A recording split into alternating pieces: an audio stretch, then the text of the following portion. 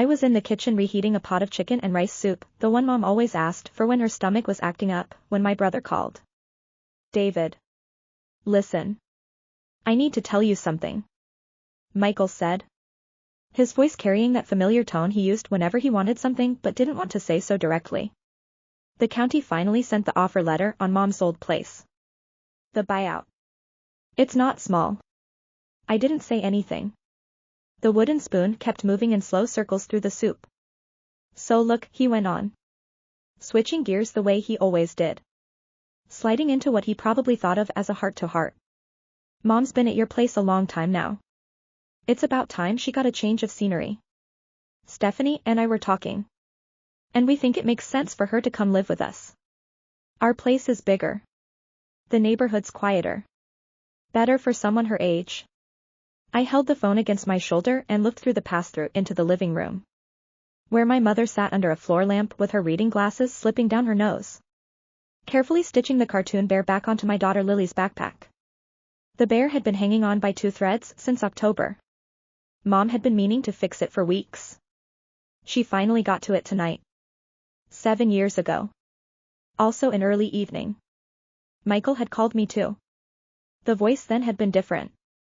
No pretense of a heart-to-heart. Just a clipped impatience that bordered on disgust. "David. Mom can't make it work here. The way she lives. The way we live, it's not compatible. Stephanie has a thing about cleanliness. You know how she is. So look. Why don't you take Mom for a little while? Just to give us some breathing room."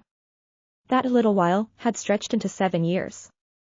In those 7 years, my mother had helped raise my daughter from a wobbling toddler into a 4th grader with a backpack and opinions. In those 7 years, my brother and his wife had visited her. By my count, fewer than 10 times. I could list each visit by what they brought and how long they stayed. Because Mom remembered each one and quietly logged it the way some people log birthdays. Now the buyout notice had landed like a stone in still water, and I could feel the ripples already pushing toward shore. I knew what was coming. My name is David Carter. I'm 42 years old. I work as a project manager at an architecture and design firm in Columbus. My wife Sarah teaches 3rd grade at the public elementary school 4 blocks from our house. She's the patient kind. The kind who doesn't raise her voice even when she has every right to. We have one daughter, Lily, who's 10 years old and convinced she's already 15.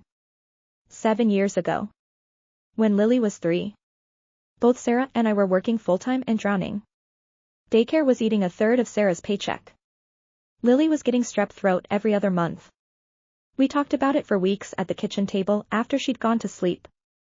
And finally, I called my mother. Mom, Margaret Carter, was 65 at the time and living alone in the small Ohio town where I grew up. Dad had been gone almost 10 years by then. Heart attack at 61. No warning.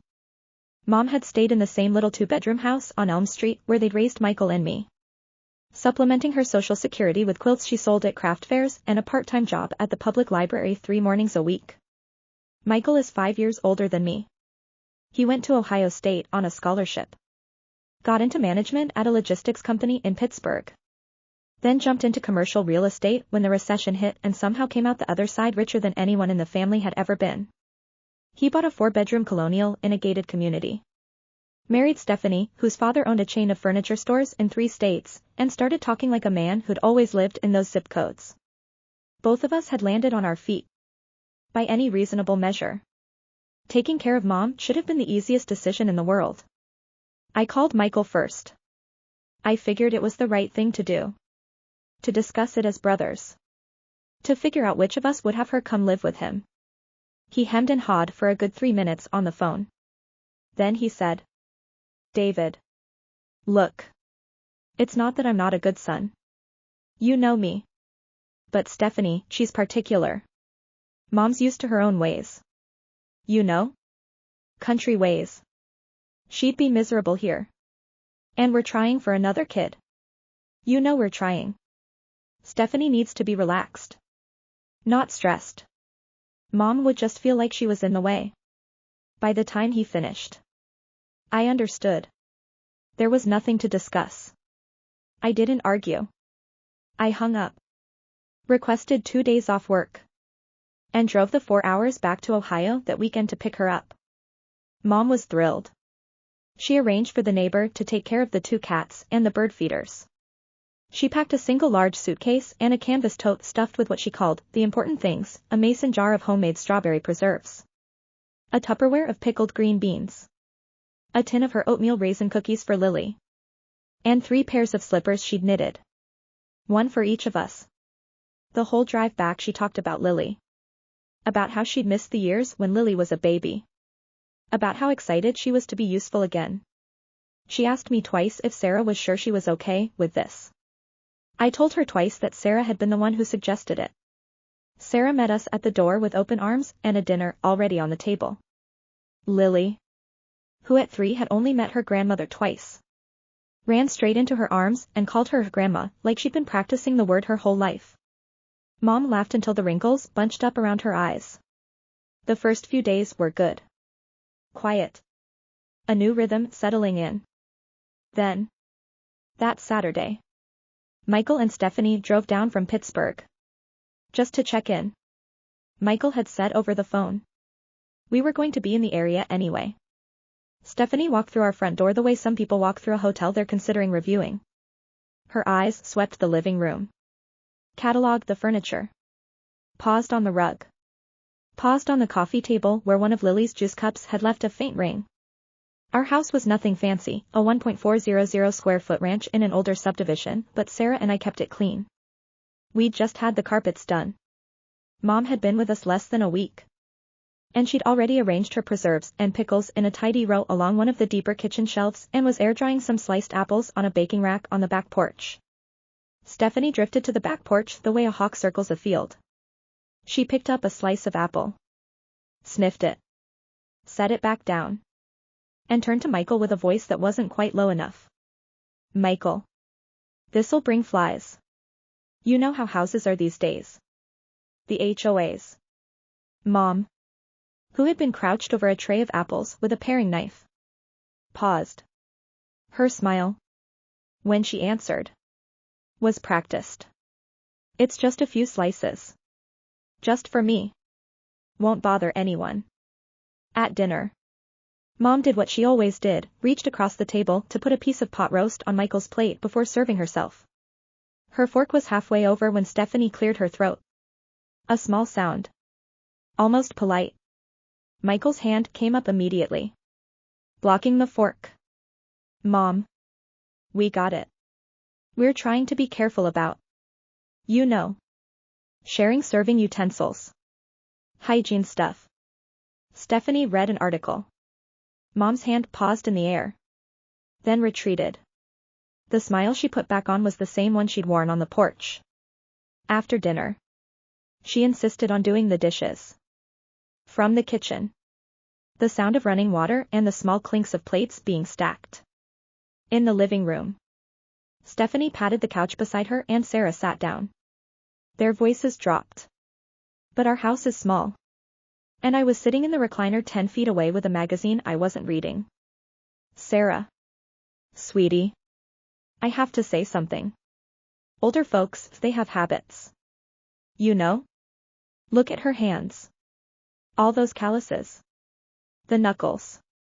She really should be using antibacterial soap. And those quilts and pillowcases she brought. You know they're old cotton.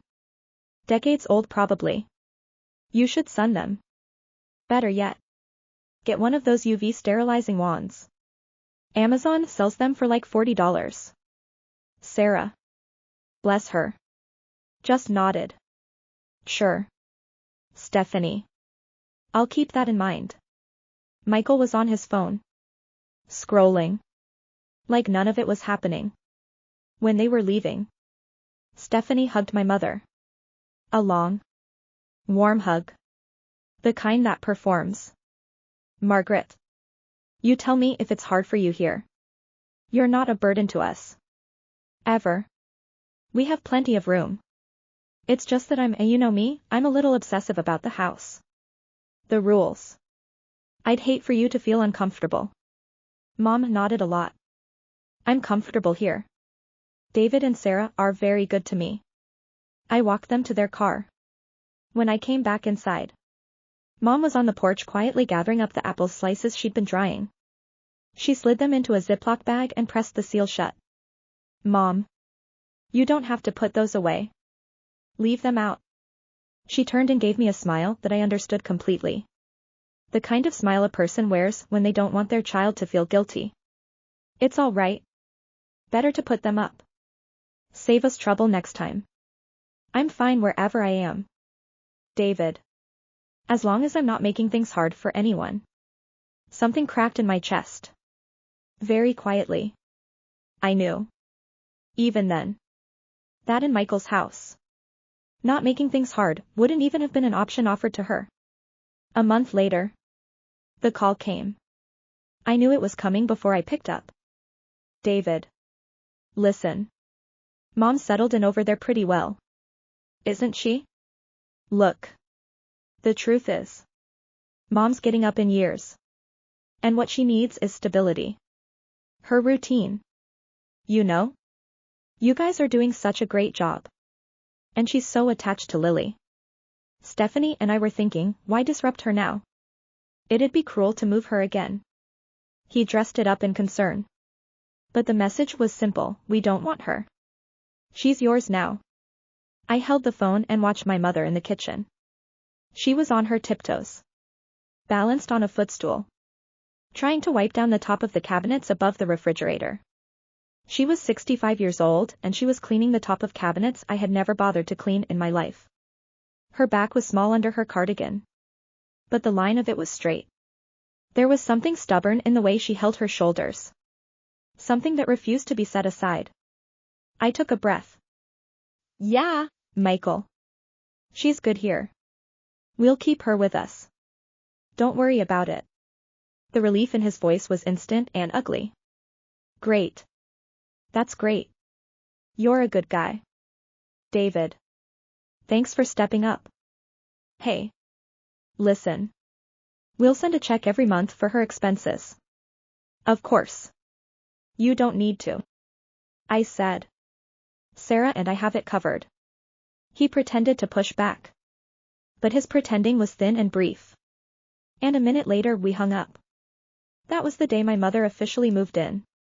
That was the day the 7 years began. In those 7 years.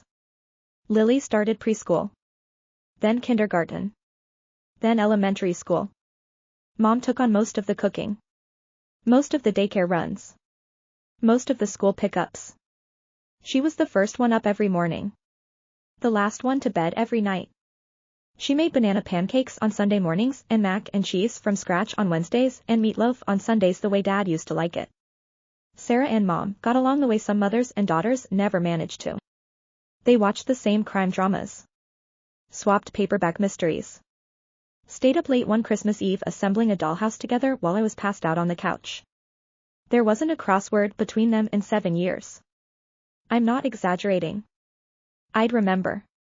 Lily was Mom's shadow. For 3 years she insisted on sleeping in Mom's bed. We finally bribed her back into her own room with a 4-poster from Pottery Barn. And even then she'd pad down the hall some nights and curl up at the foot of Mom's bed like a cat. Our life found its grooves. Mom was the heartbeat of our house. Even though she would have laughed at me for saying so. And Michael? They got their second baby a year after Mom moved in, a son. Jacob. Named after Stephanie's grandfather. Michael called once or twice a year. They sent a card at Christmas. Sometimes a box of expensive chocolates Mom couldn't eat because of her blood sugar. Once. Around Lily's 7th birthday. Stephanie sent over a bag of clothes that didn't fit Jacob anymore. The clothes were boys' clothes.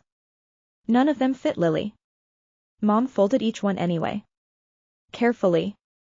And put them in a Goodwill bag. Mom never asked to visit Pittsburgh. When Sarah suggested a road trip up to see Michael's family, Mom always waved a hand. Oh no. They're so busy. I'd just be in the way. As long as I know they're doing all right. I'm fine. I knew there was a knot in her. Somewhere deep. That she'd never untangled. A knot from that first weekend. Those first cold sniffs over a slice of drying apple. She protected her dignity in our house with everything she did. Every meal she made. Every load of laundry. Every parent-teacher conference she attended in Sarah's place because we couldn't both get off work, it was all part of the same quiet argument she was having with herself. I am not a burden. I have value. I belong here. And then this March. The buyout notice arrived in her mailbox in Ohio. And that careful, hard-won piece cracked down the middle. The house on Elm Street was nothing remarkable. 6,200 square feet of land. A 1958 brick ranch with original windows. In a part of town that everyone had been saying for 20 years was going to be developed any day now. The land had been Dad's. He bought it the year he and Mom got married. With a VA loan and money he'd saved working at the GE plant. He'd been so proud of that house. He'd done the kitchen renovation himself one summer. And the floor still had a slight slope by the back door where he'd messed up the leveling. After Dad died, the deed had stayed in Mom's name alone. She'd lived there until she came to us. This year, the city finally pulled the trigger. A developer was buying up the whole block to put in a mid-rise apartment complex with retail on the ground floor. The county was facilitating it, calling it a redevelopment incentive. The buyout offer came to Mom directly. And, because Michael had been listed at her old address as a contact years ago, a duplicate notice went to him in Pittsburgh. The offer had two options. The first was a straight cash buyout. Just over $300,000 after the tax adjustments and relocation supplements were calculated. The second was a swap if Mom could take an apartment in the new building. Plus a smaller cash payment. $300,000. Not life-changing money. Exactly. Not for someone like Michael. Anyway. Who'd cleared more than that in a single quarter the year his commercial portfolio took off. But not nothing. Either. Not for a family. Not for a mother on a fixed income. And I would learn over the next 6 months. Not for a marriage built on the assumption that money was always coming.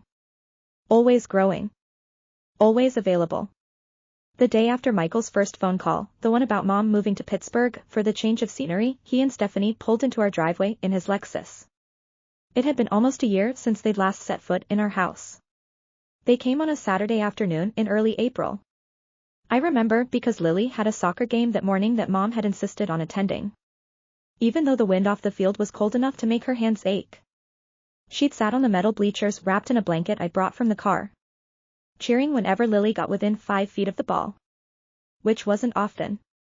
We'd just gotten home and Mom was in the kitchen warming up leftover chili when Michael's Lexus pulled up to the curb.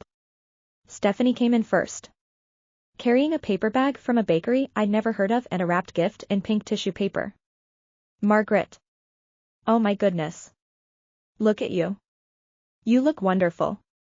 The country air agrees with you. She crossed the kitchen and wrapped my mother in a hug while Mom was still holding the wooden spoon. Mom held the spoon out to the side awkwardly so it wouldn't drip on Stephanie's blouse. Lily. Sweetheart. Come here. Auntie Stephanie brought you something. Lily, who had inherited her mother's politeness and her grandmother's wariness, walked over and accepted the package with both hands. Inside was a stuffed unicorn that played a tinny version of Let It Go when you pressed its hoof. Lily was 10. She had stopped caring about unicorns approximately 3 years ago. She thanked Stephanie anyway and set the unicorn carefully on the couch. Michael came in last, carrying nothing. He clapped me on the shoulder. Bro, long time. House looks good. You repaint? 3 years ago. Michael. Right. Right. Looks fresh. We sat in the living room and Mom served coffee and a plate of the lemon bars she'd made the day before. Stephanie nibbled the corner of one and made a noise of appreciation that didn't quite reach her eyes. Michael ate 3. For about 20 minutes we made the kind of conversation that families like ours make when we haven't seen each other in a year. Jacob was doing well. He was in 2nd grade now, taking Mandarin lessons on Saturdays and tennis on Sundays. Stephanie's father had had a small health scare in February but was back to playing golf. The Pittsburgh market was insane. The Columbus market was insane in a different way. Then Michael set his coffee cup down on the coaster and leaned forward with his elbows on his knees. And the air in the room changed. Mom. Listen. We need to talk about the house. Mom had been sitting very still in her chair across from him. Hands folded in her lap. She nodded once. You got the notice. Right? The buyout? I got it. David read it to me. Okay. Good. So you understand. Basically. What they're offering. They want the land. They're going to put up apartments. It's a good deal. Actually. Better than I thought they'd offer. Honestly. He pulled a folded piece of paper from his jacket pocket and spread it on the coffee table. It was a printout of the offer. He'd already highlighted parts of it in yellow. So Stephanie and I have been talking. And we think the smart move here is option 1. Take the cash. The apartment in the new building. You don't need it. You're not going to live there. You're here. You're settled. The cash is cleaner. $304,000. After the tax piece. Mom nodded slowly. And here's what we're thinking. He glanced at Stephanie, who gave him a small, encouraging nod. You're 72. You're not getting younger. We need to be smart about this money. Make it last. So what we're proposing is, you let me handle it. I'll put it into a couple of investment vehicles I've got access to, safe stuff. Bonds. Some dividend-paying funds. It'll generate income for you. You'll get a monthly amount. It'll be like a pension. Basically. And the principal stays protected. He smiled the way he used to smile when he was a teenager and he was about to ask Dad to borrow the car. Mom didn't say anything for a moment. She was looking at the printout on the coffee table. But I don't think she was reading it. Michael, she said finally. I appreciate you thinking about it. Let me sit with it. Sure. Mom. Sure. Of course. But. You know. The developer wants an answer in 60 days. So we shouldn't sit too long. Stephanie leaned in. Margaret. The other thing we wanted to mention, and I know David and Sarah have been wonderful. They really have, but we'd love to have you come stay with us for a while. Just for a change of pace. Jacob is dying to know his grandma. He talks about you all the time. I doubted very much that a 7-year-old who had met his grandmother fewer than 10 times in his entire life talked about her all the time. But I didn't say anything. Mom smiled politely. That's kind of you. Stephanie. I'll think about that too. After they left, they stayed exactly 45 more minutes. Declined Mom's offer of dinner. And we're back on I-70 before the sun set. Mom sat at the kitchen table with the printout in front of her. Sarah was helping Lily with her math homework in the dining room. I poured Mom a fresh cup of coffee and sat down across from her. Mom. You don't have to decide anything tonight. I know. And whatever you decide. That's your decision. It's your house. It's your money. She looked up at me. Her eyes were tired in a way I hadn't seen before. David.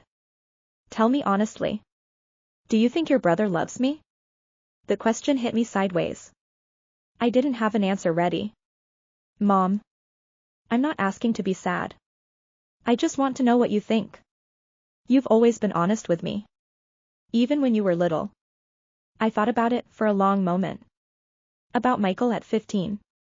Slamming the door on his way out to a friend's house while Dad was in the hospital. About Michael at 22. Missing Dad's funeral reception because his flight got delayed. About Michael at 30. Telling me that Mom couldn't move in with him because Stephanie was particular. About Michael today. Leaning forward with his elbows on his knees. Calling $300,000 we need to be smart about this money. I think. I said carefully. That Michael loves the idea of being a good son. I think he tells himself a story about that. I don't know if the love part is connected to the story or not. Mom nodded slowly. She folded the printout in half. Then in half again. And slid it into the pocket of her cardigan. Your father always said you were the one who saw clearly. Michael saw what he wanted to see. You saw what was there. She stood up and patted my hand. I'm going to go help Lily with her spelling words. Don't let the chili burn. For 2 weeks after that visit, Mom didn't bring up the buyout. Neither did I. But Michael called. Oh. Did Michael call? He called me on Monday. Ostensibly to ask about a contractor he was thinking of hiring in Ohio. 3 minutes in, he was asking whether Mom had said anything about the offer. He called me on Wednesday to tell me about a podcast he'd listened to about elder financial planning. He sent me a link. I didn't open it. He called me on Friday to ask if I'd mentioned the investment idea to Mom. Just to soften it up a little. I told him. Finally. On the third call, Michael. Mom is going to make her own decision. You can talk to her about it directly. I'm not going to lobby her on your behalf. There was a pause on the line. David. Come on. Don't be like that. We're family. We need to be on the same page here. What page is that? Exactly. The page where Mom doesn't get taken advantage of. I almost laughed. I didn't. By who? Michael? Who are you worried is going to take advantage of her? Another pause. Longer. David. Look. I'm just saying. 300 grand is a lot of money for someone who's never managed more than a checking account. There are people out there, I'm not saying you. Obviously, who could see that money and start. You know. Getting ideas. The kitchen suddenly felt very cold. Michael. Are you accusing me of something? No. No. God. No. I'm thinking out loud. I'm just saying we need to be careful. Stephanie and we just want to make sure Mom is protected. Mom is protected. Right. Right. Of course she is. That's not what look. Just. When she brings it up. Can you encourage her to consider the investment idea? Or at least to talk to me about it before she signs anything? I told him I had to go and hung up. I sat in the driveway for a while before going inside. I didn't want Mom to see my face. That weekend, Sarah and I had a long conversation in our bedroom after Mom and Lily had gone to sleep. He's going to keep pushing, Sarah said. She was sitting cross-legged on the bed, brushing out her hair. You know that. Right? I know. And whatever he does, your mom is going to feel guilty. That's how she's wired. He could rob her at gunpoint and she'd feel guilty for not being more generous. I know. So? Sarah set the brush down. What do we do? I'd been thinking about this for 2 weeks. I told her what I'd been thinking. I think we don't do anything. I think we let Mom decide. Whatever she decides. We support her. If she wants to give Michael the money, we let her. If she wants to keep it, we let her. If she wants to set fire to it on the front lawn, we get her a bag of marshmallows. Sarah smiled a little. Then her face got serious. Even if it's the wrong decision? It's not our money. Sarah. It's not our decision. David. She reached across and took my hand. You know that's not entirely true. Right? She's going to ask you. She's going to ask you what you think. And whatever you say is going to weigh more than anything Michael says. Because she trusts you. So you don't get to pretend you don't have an influence here. I thought about that.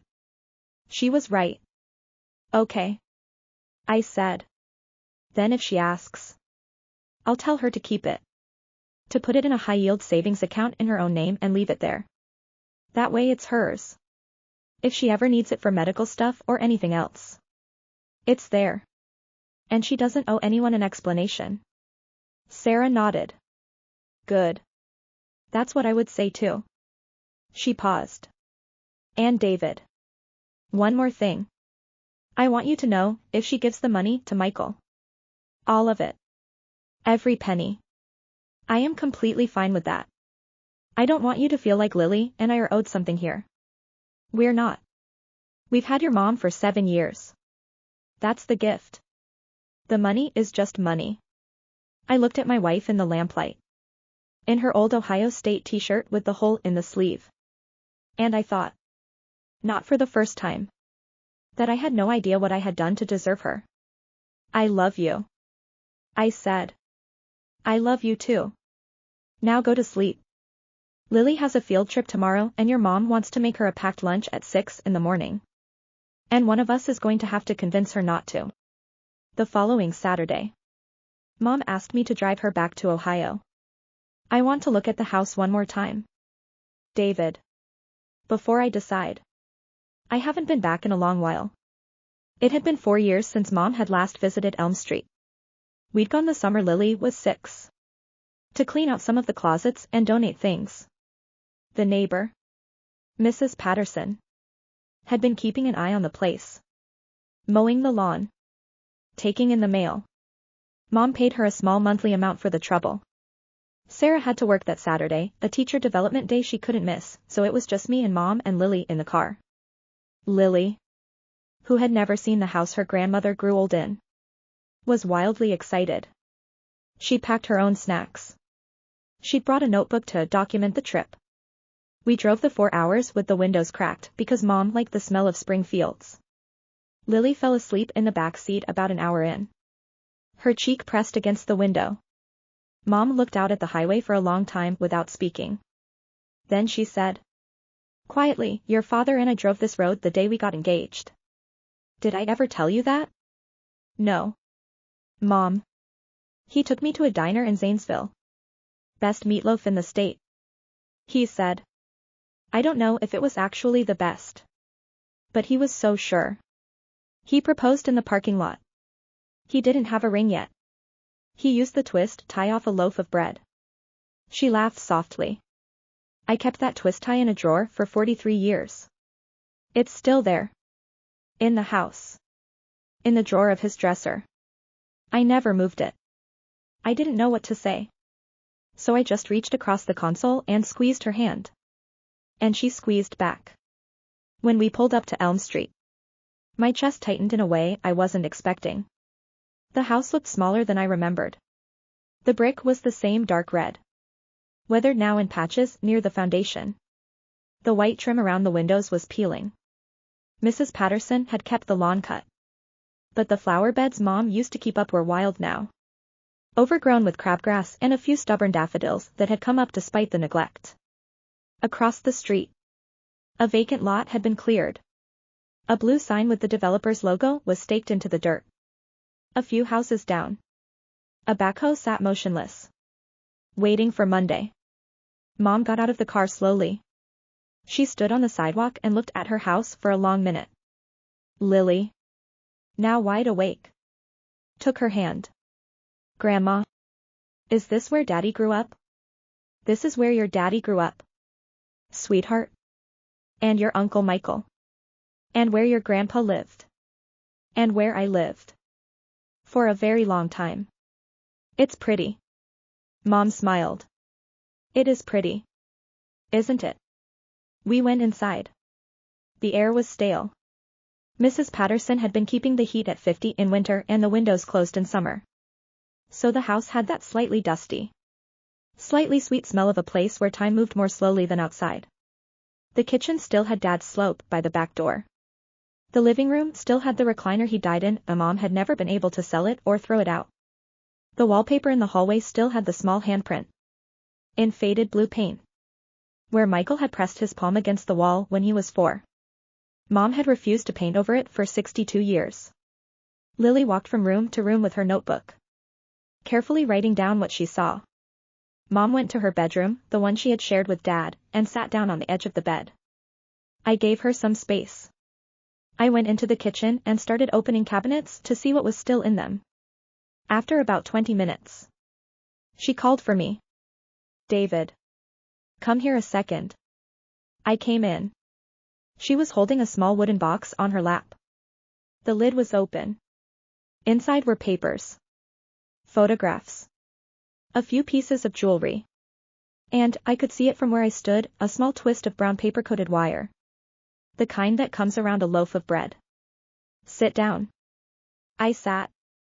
She handed me a folded document from the box. I opened it. It was the deed to the house. Mom. Read it. The whole thing. I read it. It was straightforward. The property had been transferred from Dad's name to hers after his death. In 2003. It had been in her name. Alone. For 22 years. Mom. I know it's your house. Look at the back. I turned the deed over. Stapled to the back was a second document. Handwritten on legal pad paper. Dated just 3 months after Dad's death. It was a notarized statement from Mom. I recognized her handwriting. The same careful loops she used to sign Lily's permission slips. The statement said, in plain language, that upon Mom's death, the house and any proceeds from it should be divided equally between her 2 sons, Michael Carter and David Carter. I read it twice. Mom. Why are you showing me this? She closed the box and set it on the bed beside her. Because I'm going to tear it up. And I want you to be the witness. I stared at her. Mom. David. Listen to me. I wrote that paper in 2003 because I was a widow and I was scared and I thought equal was the same as fair. I thought that's what your father would have wanted. I thought I had to be neutral. Like a judge. She paused. I was wrong. Your father wouldn't have wanted equal. Your father would have wanted right. And what's right now is not what was right then. Things have happened in 22 years. People have shown me who they are. I'm not blind. David. I know what your brother is. I knew what he was going to do the moment he sat down on your couch with that highlighted printout. She picked up the document again. Her hands were shaking slightly. But her voice wasn't. I'm going to take the cash. The full $304,000. And I'm going to take it back to Columbus. And I'm going to put it in a savings account in my own name. And then, while I am still alive and still in my right mind, I'm going to write a new will. And in the new will, the money and anything left over goes to you. To you and Sarah and Lily. Mom. Stop. You don't have to do that. I know I don't have to. I want to. Michael is still your son. Yes, she said quietly. And I am still his mother. I will not stop being his mother. He can come to my funeral. He can speak at it. If he wants. I will leave him my wedding ring. Because it was his grandmother's. I will leave him the photographs of his father. I will leave him my blessing. If he wants it. She looked at me steadily. But the money he is trying to take from me, that is not for him. It was never for him. He stopped being the kind of son who gets that money the day he made me feel like I was a guest in your house instead of a mother in his. She tore the old document in half. Then in half again. Then she set the pieces in the empty bottom drawer of Dad's dresser and closed it. We sat there in the silence of that room for a long time. Then Lily called from the hallway, Grandma. There's a handprint on the wall. Did I do that? Mom laughed. The laugh broke something open in the room. In a good way. No, sweetheart. That was your Uncle Michael. A very long time ago. When he was a much smaller boy. We stayed at Elm Street that night. Mrs. Patterson came over with a casserole and a bottle of Pinot Grigio and stories about who'd died and who'd moved and whose grandkid had gotten into Ohio State on a wrestling scholarship. Lily fell asleep on the living room rug holding the stuffed cat Mom had pulled out of a closet, an ancient orange tabby with one ear chewed off. Which had apparently been mine when I was 6. Mom and I sat at the kitchen table after Mrs. Patterson left. She had Dad's old loose-leaf binder open in front of her. The one where he'd kept every receipt and every warranty and every piece of correspondence about the house. Going back to 1963. David. I need to tell you something. While we're here. While it's quiet. Okay. Your brother called me on Tuesday. I hadn't known that. Michael hadn't mentioned it. He called the house phone here? You weren't here. He called my cell phone. The one Sarah set up for me. Okay. He told me that he'd been talking to a financial advisor friend of his. And the friend said that, given my age and my health, The smartest thing was to put the money into something called an irrevocable trust. And to name him as the trustee. I closed my eyes. Mom. He said it was for tax reasons. He said it was so the government couldn't take it if I had to go into a nursing home. He said it was the kind of thing all wealthy families do. He said he'd already had his lawyer draw up the paperwork. He said he was going to email it to me to look at. Did he email it? He emailed it. Sarah helped me open it on the computer. I don't understand most of it. But Sarah said that in plain English. What it meant was that once I signed it, the money would not be mine anymore. It would belong to the trust. And the trust would belong to him. Sarah, read it. Sarah, read it. Twice. I was going to kill my brother. Not literally. But something in me, some long-tied knot, was finally starting to loosen, and I could feel what was underneath it. Underneath it was rage. Mom. Listen to me. Please don't sign anything he sends you. Anything. Not until you've talked to a lawyer of your own. Not Michael's lawyer. Your lawyer. I know. David. I'm not going to sign it. I just wanted you to know. I wanted you to know that I know what he's doing. I wanted you to know that I am not a confused old woman. You are the least confused person in this family. She smiled a little. Then her smile faded. David. There's something else. Okay. When your brother was on the phone, he said something. He said, she paused, gathering the words. He said that if I didn't do the trust, and I gave the money to you instead, that he would have grounds to challenge it in court. He said he'd already talked to his lawyer about it. He said that because I'd lived with you for 7 years, and you had control over my finances. I don't have control over your finances. I know that. He said you did. He said that any money I gave you would be considered, he used a phrase. What was it? Undue influence. He said any judge would see it that way. He said he didn't want it to come to that. But he would do it if he had to. To protect me. He said. From you. I sat very still.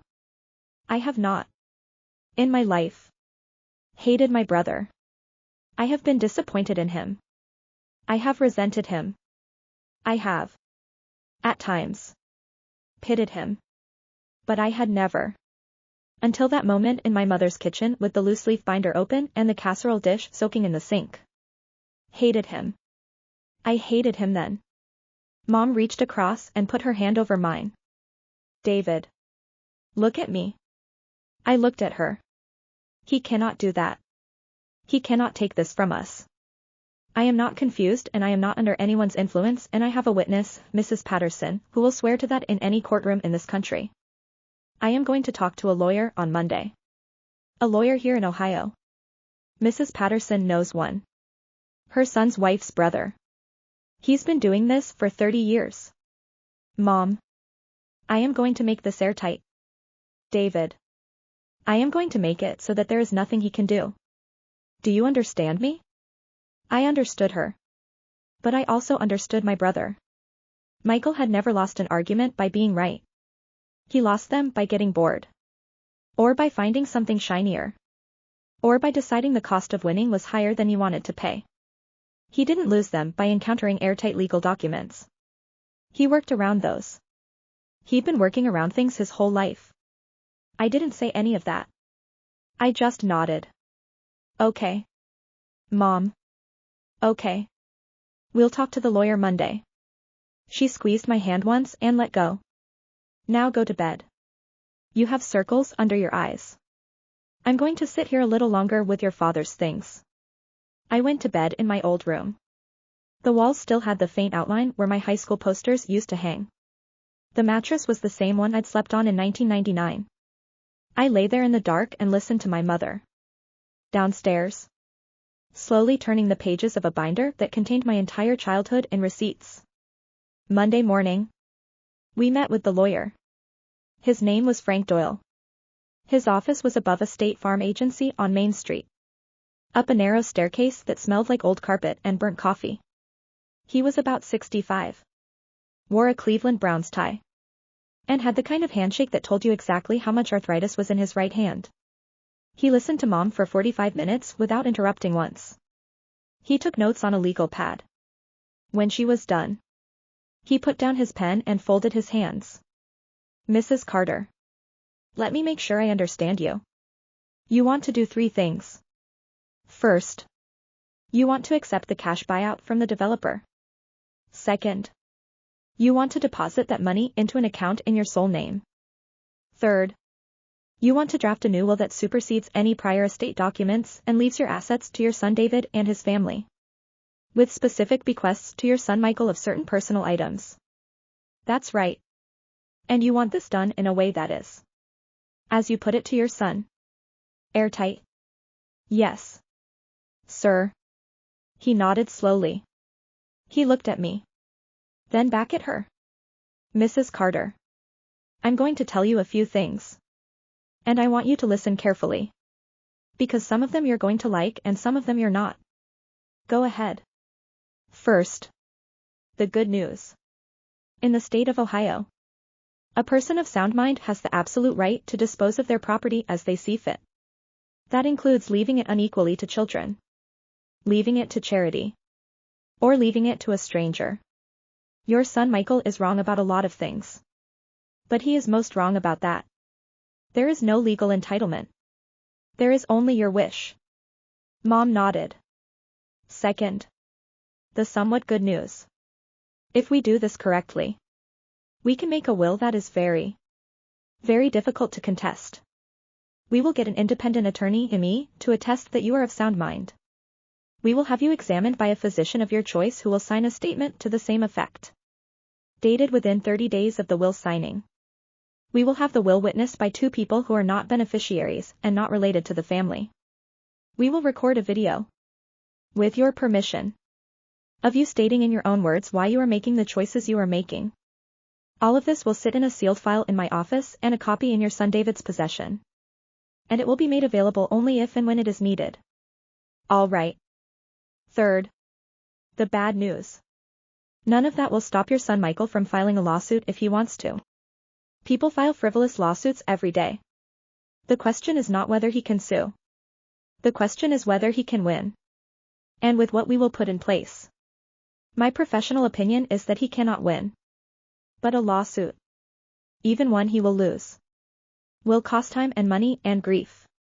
It will tie up your estate for a year. Maybe 2. It will force David to retain his own counsel. It will put you, even after your death, in the middle of a public family fight. Mom didn't flinch. All right. Fourth, some practical advice. If you want to minimize the chance of a fight, the strongest tool we have is not the will. It's what we do while you're alive. If you transfer assets to David now, as a gift, with proper documentation, and wait out the legal look-back periods, those assets are no longer part of your estate at all. They cannot be contested as part of your estate, because they will not be in your estate. Your son Michael could, in theory, sue David directly, alleging fraud or undue influence. But the bar for that kind of claim is much higher. And frankly, with the documentation we will create, no competent lawyer would take the case on contingency. He paused.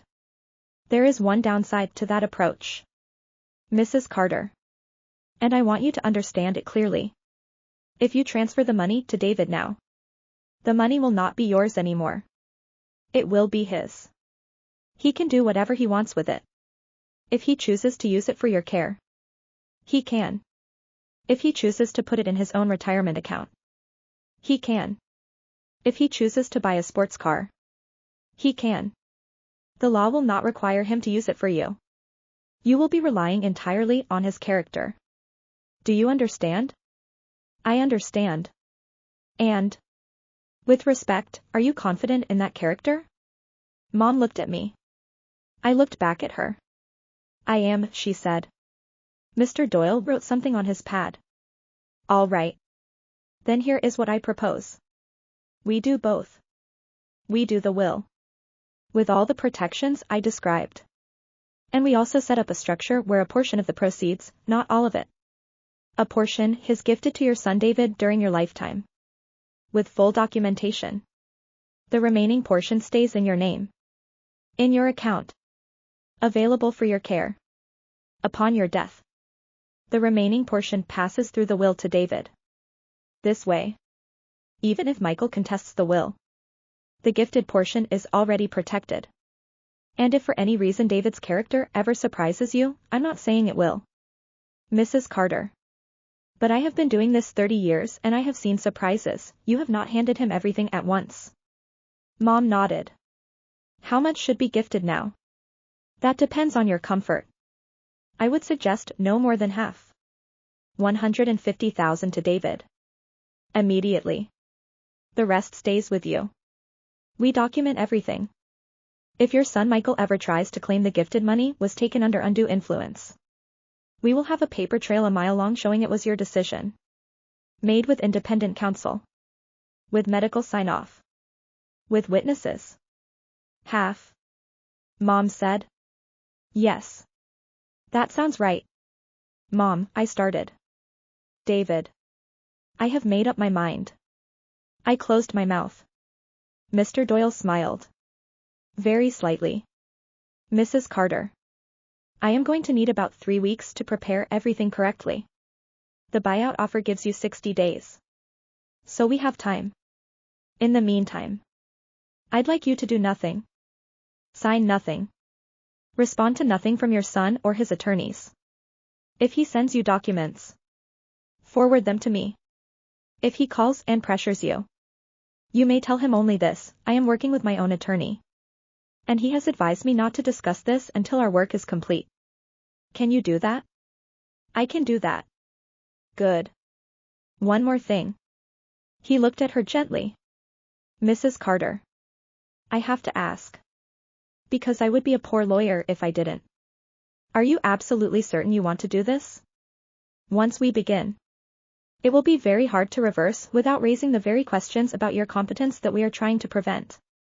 If there is any part of you that is doing this out of anger or hurt, rather than out of considered judgment, I'd ask you to take another week to think.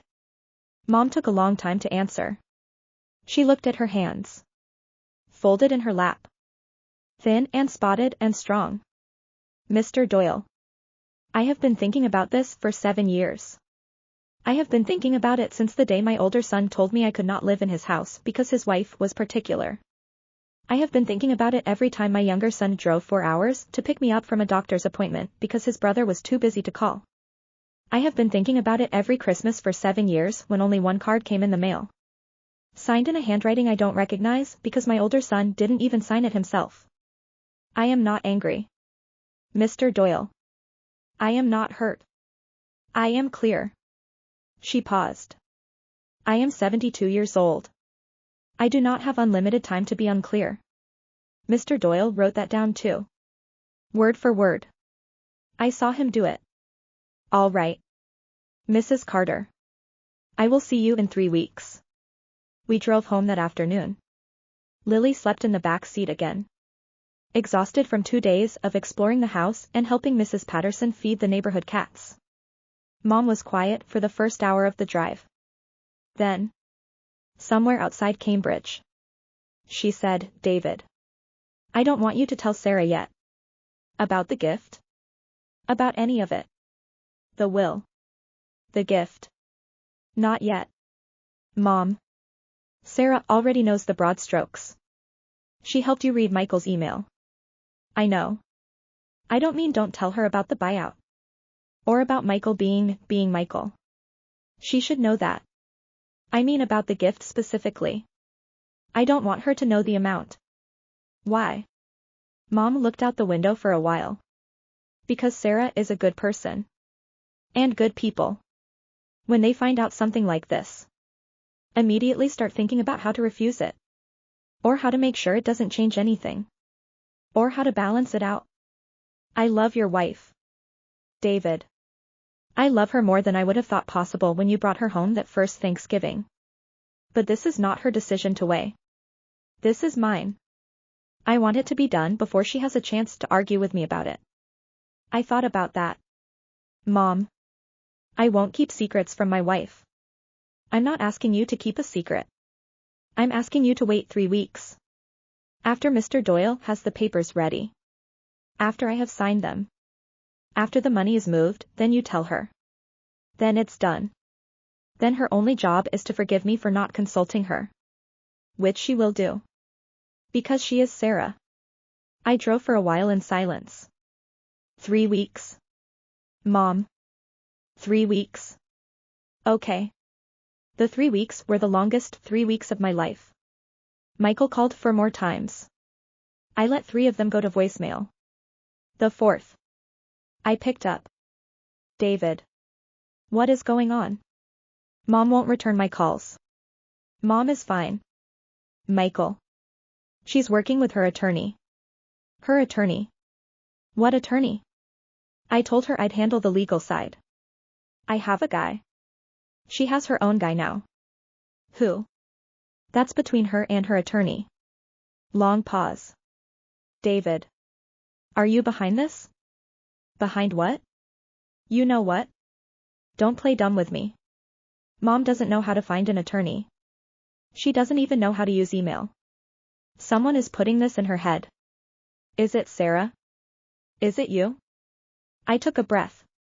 Michael. I am going to say this once. Mom has her own attorney because Mom decided to get one.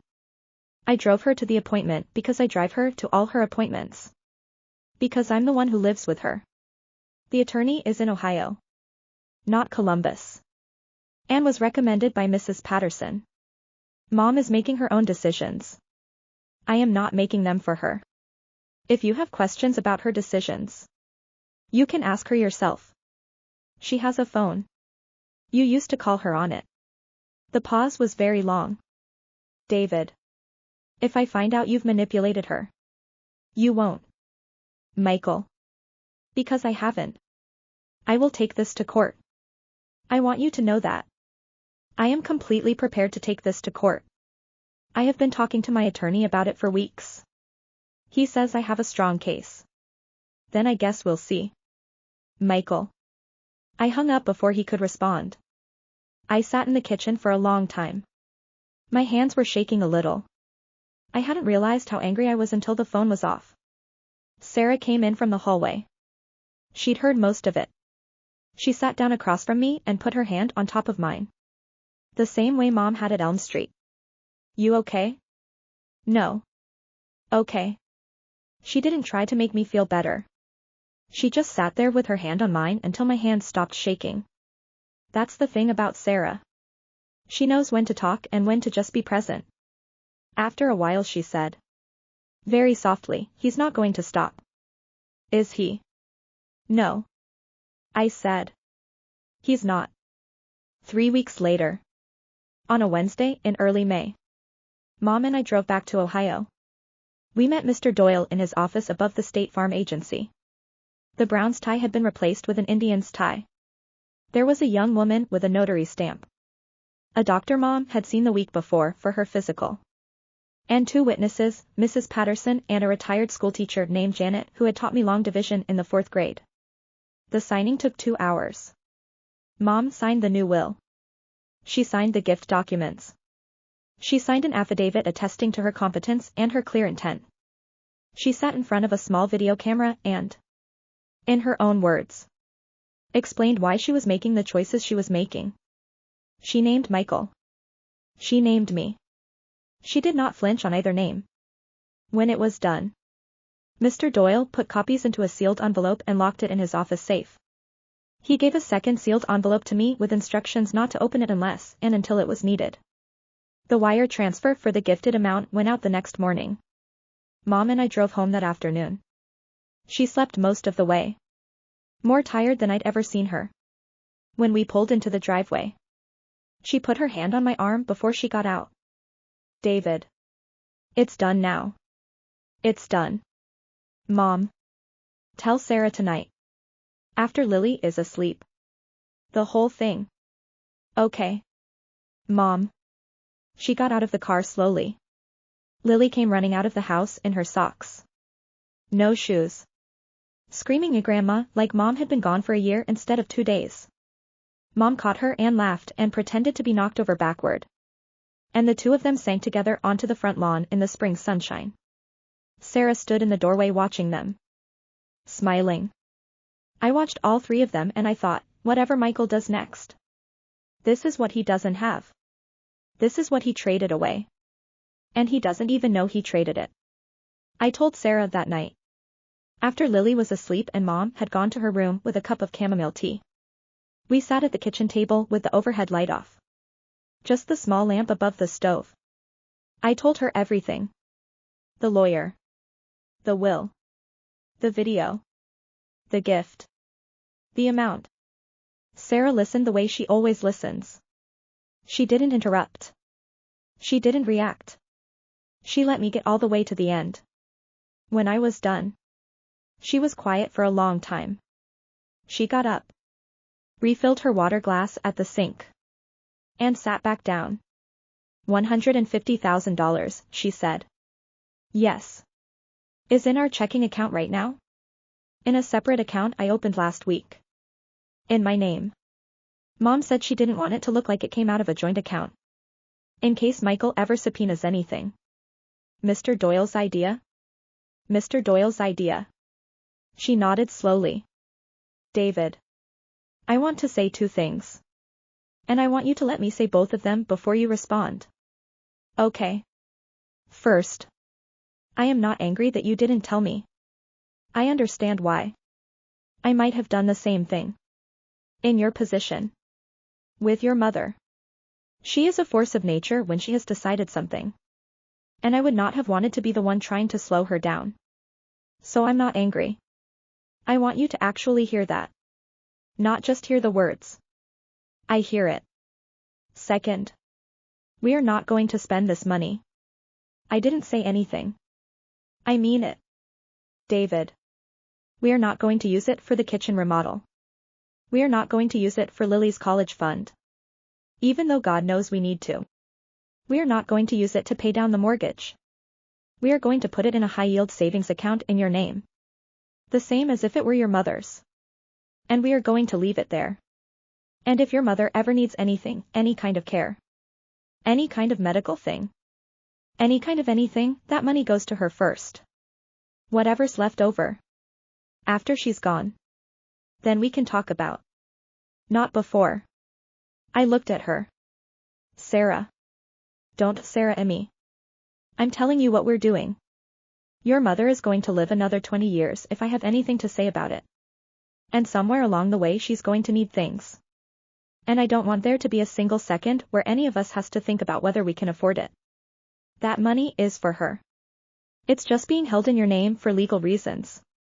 That's it. I felt something in my chest loosen. The same way it had loosened in Mr. Doyle's office. Okay. Sarah. Okay. She reached across the table and took my hand. David.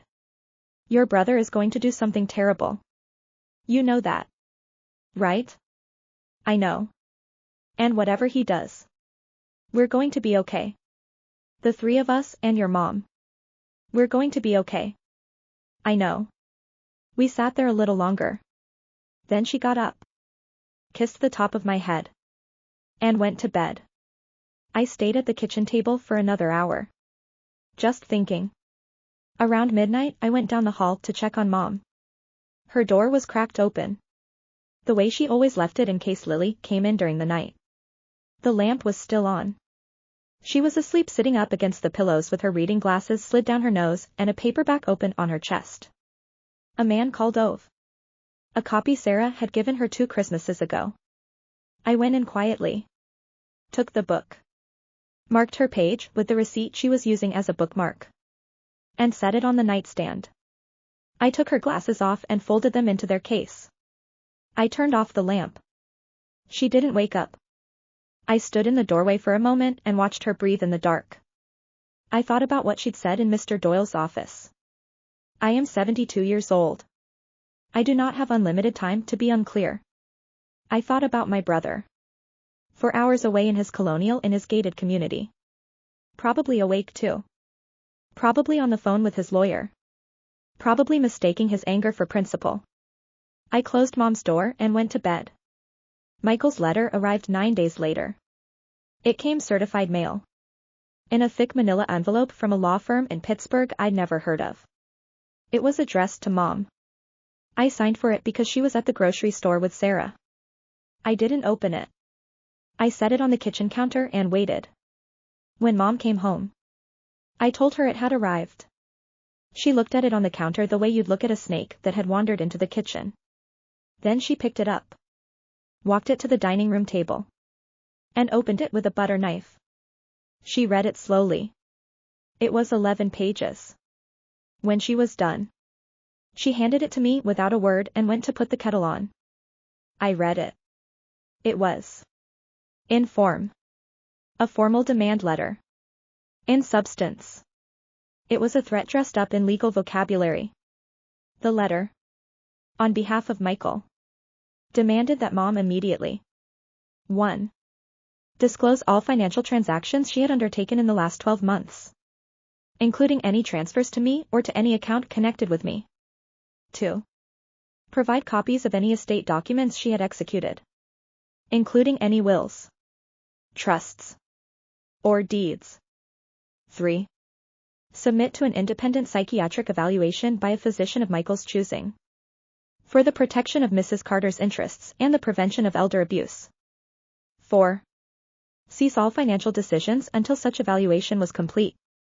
The letter further stated that Michael had reason to believe that Mom was being subjected to isolation, undue influence, and financial exploitation by me, and that he was preparing to file a petition for guardianship in the appropriate Ohio probate court if Mom did not comply within 14 days.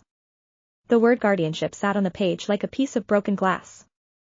If Michael was awarded guardianship, he would have legal authority over Mom's finances, her medical decisions, and her living situation. He could sign documents on her behalf. He could move her. He could undo, with a stroke of a pen, every single thing she had built in Mr. Doyle's office. I read the letter twice. Then I called Mr. Doyle.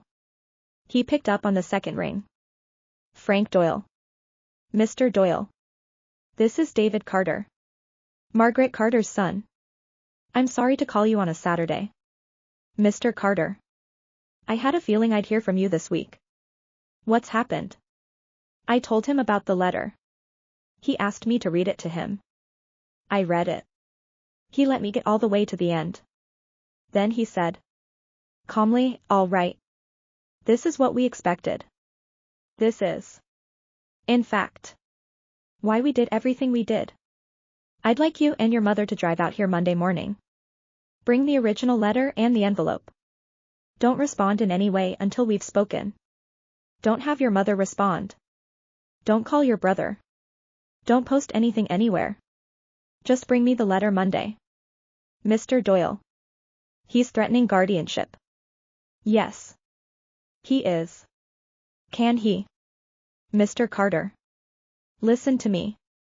A petition for guardianship over a competent 72-year-old woman who has independent counsel. A current physician's letter attesting to her cognitive function. A notarized video of her stating her wishes. And witnesses to her signing. That petition is going to fail. It is going to fail badly. Your brother's attorney knows it is going to fail. He sent this letter to scare your mother into reversing her decisions before the petition is ever filed. Because he and your brother both know they can't win in court. They are betting on her flinching. She's not going to flinch. I didn't think she would. Bring her Monday. I hung up. I went to the kitchen, where Mom was pouring boiling water over a tea bag with hands that were not quite steady. Mom. David. Don't. Mom. Listen. David. I heard Mr. Doyle. I heard you both. I'm fine. I just need to drink my tea. She carried the cup to the dining room table and sat down. She wrapped both hands around the cup the way she did when she was cold. Her eyes were wet, but she was not crying. My son, she said quietly. To no one in particular. My son is doing this to me. I didn't have anything to say to that. Nothing I could have said would have made it less true. I sat down across from her. After a moment, she reached out her hand. Palm up. On the table. I put my hand in hers. We sat like that until the tea got cold.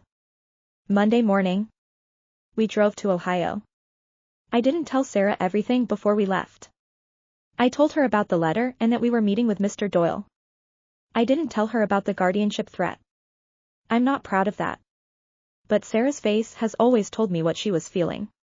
And I didn't want her face to tell Mom anything that would make Mom flinch. Mr. Doyle was waiting for us with 2 cups of bad coffee and a yellow legal pad full of notes. Mrs. Carter. Mr. Carter. Good morning. Let's get to work. He took us through it methodically. The letter, he explained, was what's called a shot across the bow. It was not, itself, a legal filing. It was an attempt to get Mom to either reverse her decisions or to produce documents that Michael's attorney could then use against her in a future filing. Responding to the letter was optional. Responding poorly would be a gift to the other side. Not responding at all was a defensible choice. But it would invite escalation. His recommendation was to respond. But to respond exactly once. In writing. Through him. In a letter so carefully constructed that it would close every door Michael was trying to keep open. He had drafted that letter over the weekend. He read it to us. The letter, on Mom's behalf, stated the following. That Mrs. Margaret Carter was of sound mind, in good health, and represented by independent counsel. That she had executed her recent estate documents and financial decisions of her own free will, with the benefit of independent legal advice and contemporaneous medical evaluation by a physician of her own choosing. That the documents and the medical evaluation, along with a notarized video record, would be made available, upon proper subpoena, to any court of competent jurisdiction, but would not be voluntarily disclosed in response to a private demand letter. That Mrs. Carter declined to submit to any psychiatric evaluation by a physician selected by Michael or his counsel, but would be willing, if her competence were ever formally questioned in a proper proceeding, to be evaluated by a physician selected by the court. That any future communication regarding her financial or estate matters should be directed to her counsel, Mr. Frank Doyle, at the address above. Any direct contact with Mrs. Carter regarding these matters by Michael or his agents would be considered harassment and would be documented accordingly.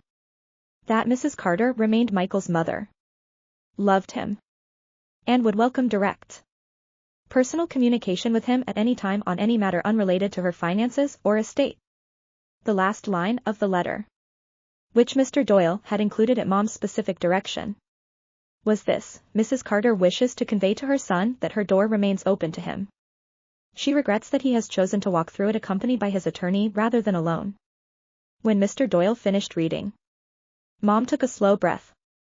Send it, she said. Mrs. Carter. I want you to take 24 hours. Send it. Mr. Doyle. I have been taking 24 hours for 40 years. Send it today.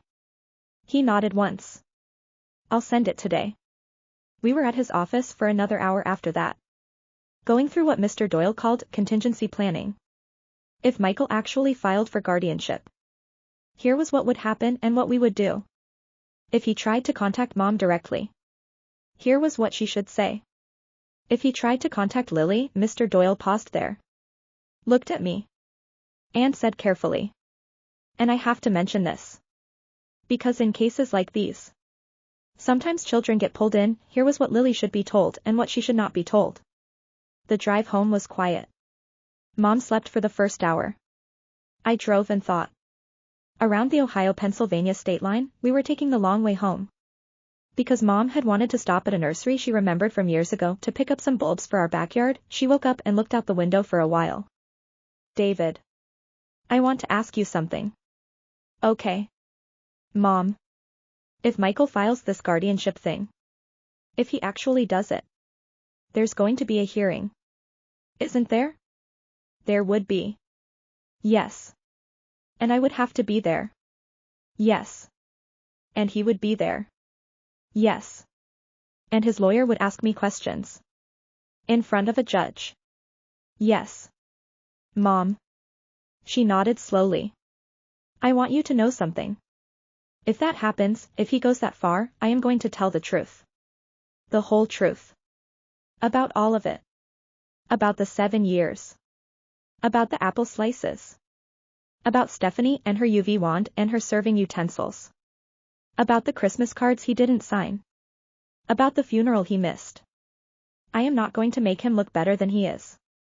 David. I am not going to protect him. I glanced over at her. She was looking out the windshield. Her jaw set in a way I hadn't seen since I was about 14, and she caught Michael lying about a broken window. I know. Mom. I have spent 47 years protecting that boy. I have made him look better to teachers and coaches and girlfriends and to your father. I have told myself stories about him. I have told other people stories about him. And what it bought me. David, what it bought me, is a son who would file a paper in a court of law saying his mother is too crazy to know her own mind. Because he wants money I never said he couldn't have. If he had only asked for it like a son instead of demanding it like a creditor. She paused. I am done telling stories about him. David. Okay. Mom. I am done. We drove for a while longer. She put her hand over mine on the gear shift. We didn't say anything else until we got to the nursery. Mr. Doyle's letter went out by overnight courier that day. Michael's attorney received it Tuesday morning. For 2 weeks. Nothing happened. Then something I did not expect happened. Stephanie called the house phone. It was a Thursday afternoon. Mom was at the elementary school. Picking up Lily. Sarah was at her after-school faculty meeting. I had come home early from work because I had a sinus headache and couldn't focus. The phone rang. The caller ID said it was a Pittsburgh number I didn't recognize. I almost let it go to voicemail. I picked it up on the 4th ring. Hello? David. It's Stephanie. I sat down on the kitchen stool. Stephanie. I'm calling from my friend's house. Michael doesn't know I'm calling. I need you to know that up front. I didn't say anything. David. Are you there? I'm here. Okay. Look. I know you and I have never been close. I know I have not always been, I have not always made things easy. Between us. With your mother. Okay. But I need to talk to you. Brother to sister-in-law. About what Michael is doing. I waited. She took a long breath on the other end of the line. David. Michael is going to file the guardianship petition. He's going to file it next week. His attorney is finishing the paperwork. I tried to talk him out of it. I tried for 3 days. He is not listening. I closed my eyes. Stephanie. Why are you telling me this? Because, her voice cracked. Just for a second. And I realized that she had been crying recently. Maybe was crying still. Because we are not okay. Michael and I. We have not been okay for a long time. And this thing with your mother, David. It is breaking us. He is not the person I married. He is not the person I thought he was. And I cannot watch him do this to a 72-year-old woman. I cannot watch him do it to his own mother. I had not. In 15 years of marriage to my brother. Ever had a real conversation with my sister-in-law. I had heard her opinions about apple slices and serving utensils and UV wands. I had heard her perform affection at family gatherings. I had not. Until that moment. Heard her actually speak to me. Stephanie. What do you want me to do with this information? I don't know. David. I really don't. I needed you to know. So that your mother is prepared. So that you are prepared. I am not going to testify against him. David. I can't do that. He is the father of my son. But I am not going to lie for him either. Whatever happens in that courtroom. I am going to tell the truth if I am asked. I wanted you to know I am not on his side in this. I am not on anyone's side. I just want it to stop. Stephanie. What about Jacob? What about him? This is going to come out. All of it. The 7 years. The visits that didn't happen. The cards that didn't get signed.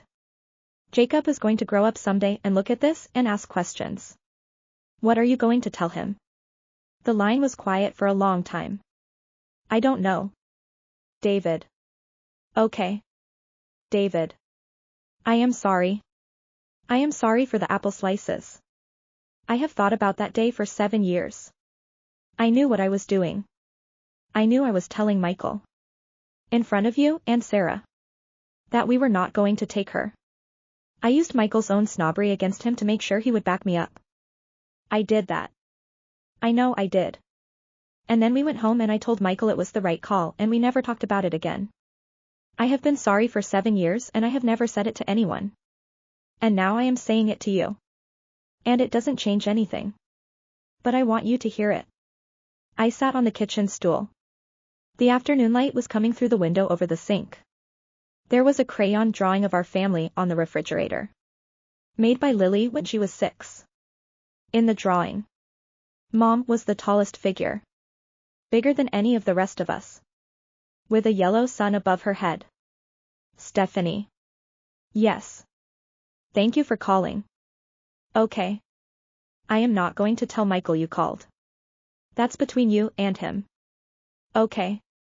And Stephanie. For what it's worth. Mom never blamed you. She blamed him. She always did. She made a small sound that might have been a laugh and might have been a sob. That's worse. David. That's so much worse. I know. We hung up. I sat at the kitchen counter for a long time. Then I got up and called Mr. Doyle. Mr. Doyle listened to my account of Stephanie's call without interrupting. When I finished, he was quiet for a moment. Mr. Carter. I want to be clear about something. What your sister-in-law told you is useful. But it is not. By itself. Evidence of anything we can use in court. She called you privately. She did not consent to be a witness. We will not be subpoenaing her. We will not be mentioning the call. Do you understand? I understand. That said, the information itself is valuable. If your brother is filing next week, that gives us roughly 7 days to make sure your mother is ready. I want to see her again. Not for legal work. For preparation. I want to walk her through what a hearing actually looks like. The room. The chairs. Where the judge sits. Who speaks when. I want her to have seen it in her mind before she ever sees it in person. Can you bring her out Saturday? I'll bring her. And one more thing. You should retain your own counsel. Mr. Doyle. I haven't done anything. I know you haven't. That is precisely why you should retain counsel. Your brother's petition will name you. By implication or directly. As the person exerting undue influence over your mother. You will be a participant in that proceeding whether you want to be or not. You should not walk into it without your own attorney. I can recommend someone in Columbus. He's good. He's not cheap. But he's good. Okay. Use the gifted funds. If you need to.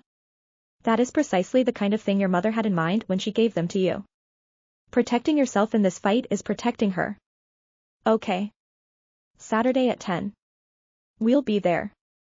I hung up. I called the attorney in Columbus. I made an appointment for the next morning. Then I sat in the kitchen and I thought about how I was going to tell Mom that her older son was, in fact, going to file the petition. That what Mr. Doyle had described as the worst-case scenario was actually going to happen. She came home 20 minutes later with Lily. Lily had a paper bag of something she'd made in art class and was bouncing on her toes to show it to me. Mom was carrying Lily's backpack and her own purse and a grocery bag with milk and bananas. Daddy. Look. Look what I made. It was a pinch pot. Lopsided. Painted blue with yellow dots. It was beautiful. Sweetheart. That's amazing. Where are we going to put it? On the kitchen table. So Grandma can put her keys in it. Mom laughed. Is that what it's for? That's what it's for. Mom set the keys in the pinch pot. They fit. Barely. Then she looked at my face. And her face changed. David. What is it? After dinner. Mom. Let me tell you after dinner. She nodded. She didn't ask anything else. She just put away the groceries and started chopping onions for the meatloaf. After dinner. After Lily had been corralled into a bath and then into pajamas and then into bed with 3 stories instead of the agreed upon 2. Sarah sat down at the kitchen table with us. And I told them both. About Stephanie's call. About what was coming. About the appointment Saturday. About the attorney in Columbus. Mom listened without saying anything. When I was done, she folded her hands on the table and looked at them for a long moment. All right, she said. All right. Sarah reached over and put her hand on Mom's arm. Margaret. Whatever you need. Whatever happens. We are with you. I know. Sweetheart. Mom looked up at me. David. I want to call him. Mom. Not to argue. Not to convince him. I want to call him before he files. I want to give him one more chance to be my son. One real chance. After that. Whatever he chooses. I will accept it. But I will not let it happen without me having looked him in the eye. By phone. And asked him to choose differently. I thought about it. I thought about Mr. Doyle telling us not to communicate with Michael directly. I thought about Mom. 72 years old. Sitting at her own kitchen table. Asking permission from her son to call her son. Mom. I'm not going to tell you not to call him. He's your son. But, can I call Mr. Doyle first? Just to make sure we're not doing something that hurts our position? She nodded. Call him. I called Mr. Doyle from the hallway. It was after 8. But he picked up on the second ring. Mr. Doyle. Sorry to call you at home. It's fine. Mr. Carter. I told him what Mom wanted. He was quiet for a moment. Mr. Carter. From a strict legal strategy standpoint, I would advise against it. Anything she says to him can be twisted. Anything he says to her, he will deny. I know. From a human standpoint, Mr. Carter. Your mother is going to have to live with herself for the rest of her life. However long that is. If she needs to make this call, she should make this call. Tell her 2 things from me. First. Do not discuss legal matters. Do not discuss the will. The gift. The buyout. The documents. Any of it. Second. If at all possible. Put the call on speakerphone. With you in the room as a witness. And tell him at the start that you are present. Do not record the call, that's a complicated legal area in 2-state situations, but have a witness. That's all I ask. Thank you. Mr. Doyle. Mr. Carter. One more thing. Yes. I have been doing this 30 years. I have seen many of these calls. I want you to prepare yourself for the possibility that it will not go the way your mother hopes it will go. I want you to be ready. When it ends. To take care of her. Whatever she needs. However she needs it. I'll be ready. Good night. Mr. Carter. Good night.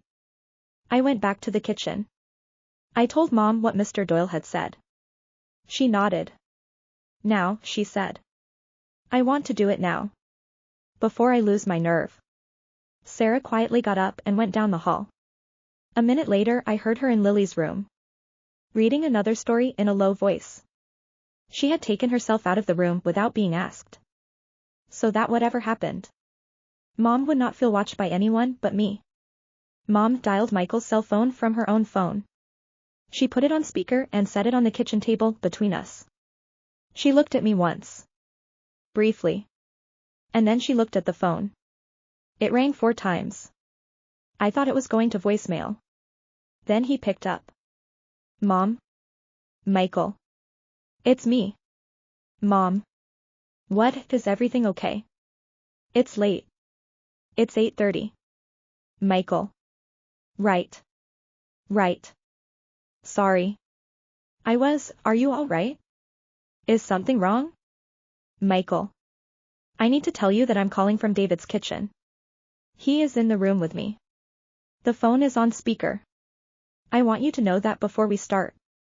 A pause. Mom. Why is he in the room?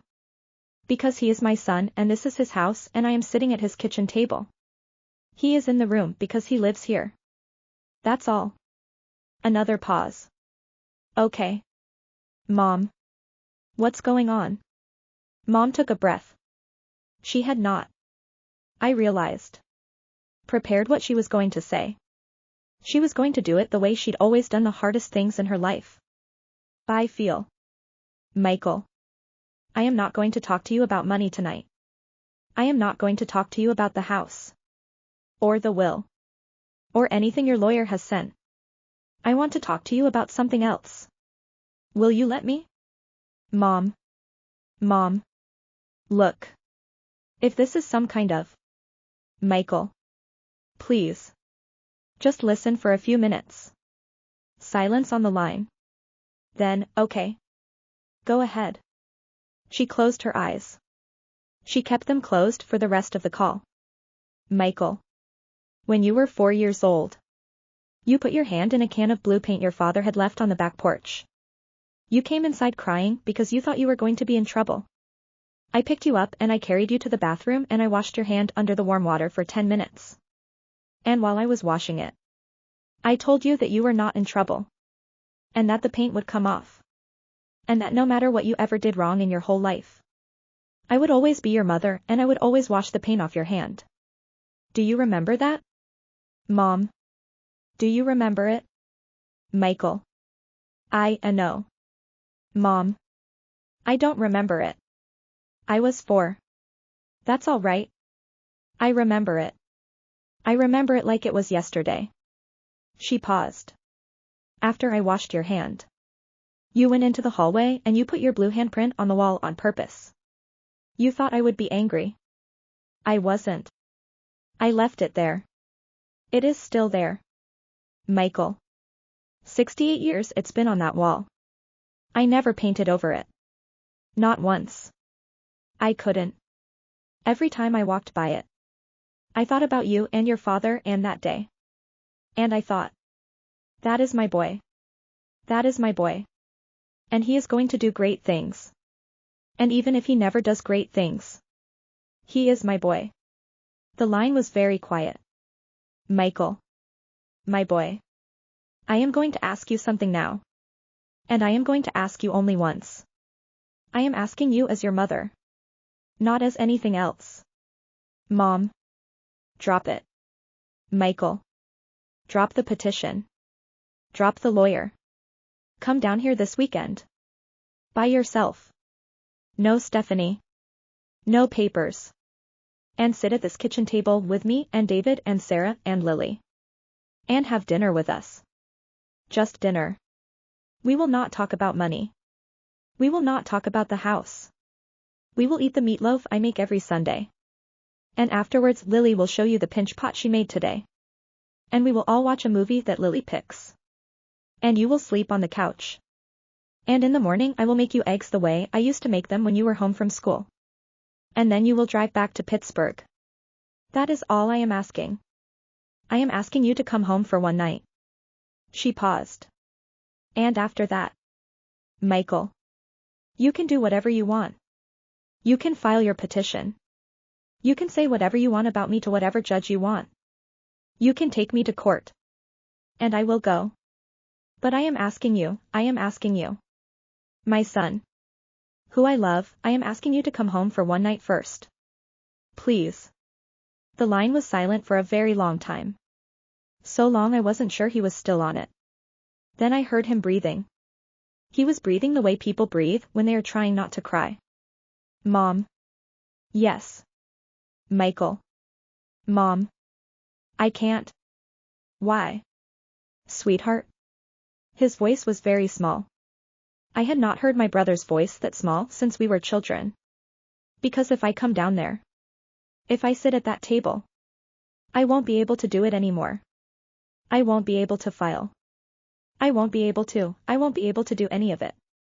And then I'll come home and Stephanie will, and her father, and the money is all ready. He stopped. He took a breath. Mom. I have already spent some of it. The money. From the buyout. I borrowed against it. I took out a loan against my expectation of inheritance.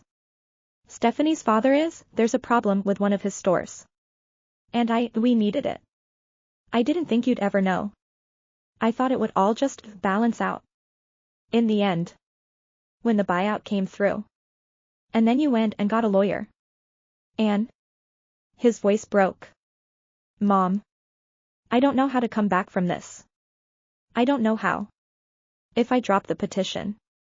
The bank is going to want the loan repaid and I don't have it. If I drop it. Stephanie's father is going to find out what I did and he is going to, Mom. He is not a forgiving man. If I drop it. I lose the house. I lose Stephanie. I lose Jacob. Mom. I cannot drop it. I sat at the kitchen table and I watched my mother's face. Her eyes were still closed. Tears were running down her face. She was completely silent. Michael, she said. After a long moment. Yes. Mom. Sweetheart. Listen to me. Yes. Mom. You took out a loan against money that was not yours. Money that I had not promised to you. Money that. In fact. I had no obligation to leave to you at all. You did this without telling me. You did this assuming I would be dead.